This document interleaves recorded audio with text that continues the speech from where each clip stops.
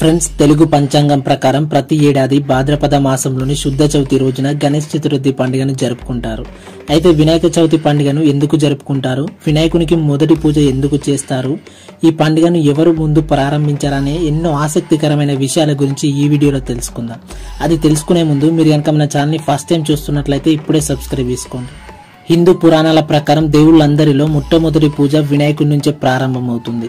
ఎందుకంటే గణేశుడిని విఘ్నాలు తొలగించే దేవుడిగా చాలా మంది నమ్ముతారు. ఇదిలా ఉండగా దేశవ్యాప్తంగా అన్ని పండుగల కంటే వినాయక చవితి పండుగను ఘనంగా జరుపుకుంటారు. ఈ పండుగ వచ్చిందంటే చాలు గల్లీ నుంచి ఢిల్లీ వరకు వినాయక మండపాలు, అద్భుతమైన విద్యా దీపాలు, వినాయక పాటలతో దేశమంతా ఆధ్యాత్మిక సందడి నెలకొంటుంది. ముఖ్యంగా మన తెలుగు రాష్ట్రాల్లో వినాయక చవితి నవరాత్రి ఉత్సవాలు, డీజే పాటలు, శోభయాత్రలు నిర్వహిస్తూ అంగరంగ వైభవంగా జరుపుకుంటారు.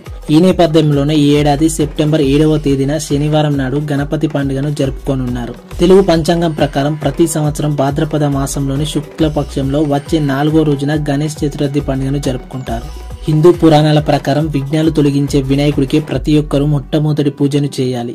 ఎందుకంటే వినాయక చవితి రోజున భక్తి శ్రద్ధలతో గణపతిని ఆరాధిస్తే వారికి ఎలాంటి కష్టాలైనా తొలగిపోతాయని, వ్యక్తిగతంగా కుటుంబ జీవితంలో సుఖశాంతాలు నెలకొంటాయని చాలా మంది నమ్ముతారు. హిందూ మత విశ్వాసాల ప్రకారం ఆ పరమేశ్వరుడు విఘ్నాధిపత్యం అధికారాన్ని విఘ్నేశ్వరుడికే ఇచ్చారు.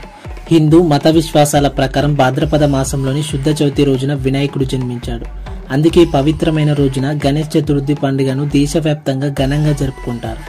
అయితే మరికొందరు ఈ రోజు విఘ్నాలు తొలగించే విఘ్నాధిపత్యాన్ని గణపతికి ఈ రోజే పొందారని, అందుకే ఈ రోజు గణపతి పండుగను జరుపుకుంటారని చెబుతారు.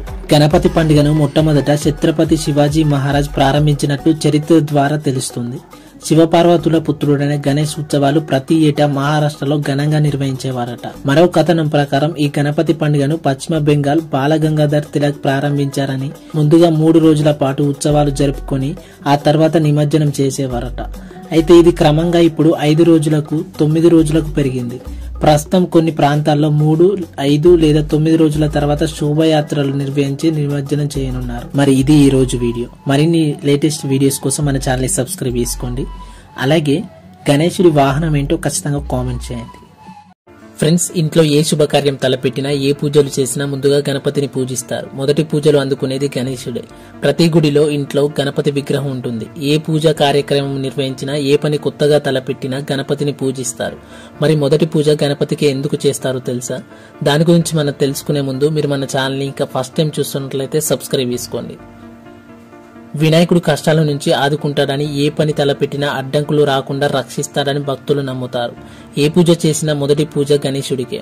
పెళ్లి శుభలేఖలు సందర్భాన్ని బట్టి వేసే ప్రతి కార్డులపై గణపతి చిత్రాలను ముద్రిస్తారు. వినాయకుడిని ఎందుకు అలా పూజిస్తారు అంటే, పురాణాల ప్రకారం ఒకరోజు పార్వతీదేవి గణేశుని ద్వారం వద్ద కాపలా ఉంచి ఎవరైనా వస్తే వారిని అడ్డుకోమని సూచిస్తుంది. వినాయకుడు ద్వారం వద్ద కాపలా ఉన్న సమయంలో పరమశివుడు లోపలికి రావడానికి ప్రయత్నిస్తాడు. అయితే గణపతి లోనికి వెళ్లనివ్వలేదు. కోపం వచ్చిన పరమశివుడు వినాయకుడి తలను వధించాడు. గణేశుని కేకలు విన్న పార్వతీదేవి పరుగున వచ్చి అతని దయానీయ పరిస్థితిని చూసి కోపం తెచ్చుకుంటుంది. ఆ బాలుడిని తిరిగి పొందకపోతే ప్రపంచాన్ని నాశనం చేస్తానని బెదిరిస్తుంది. పార్వతీదేవి ఆగ్రహాన్ని చూసిన పరమశివుడు ఏనుగు తలను మార్చి గణపతిని బ్రతికిస్తాడు.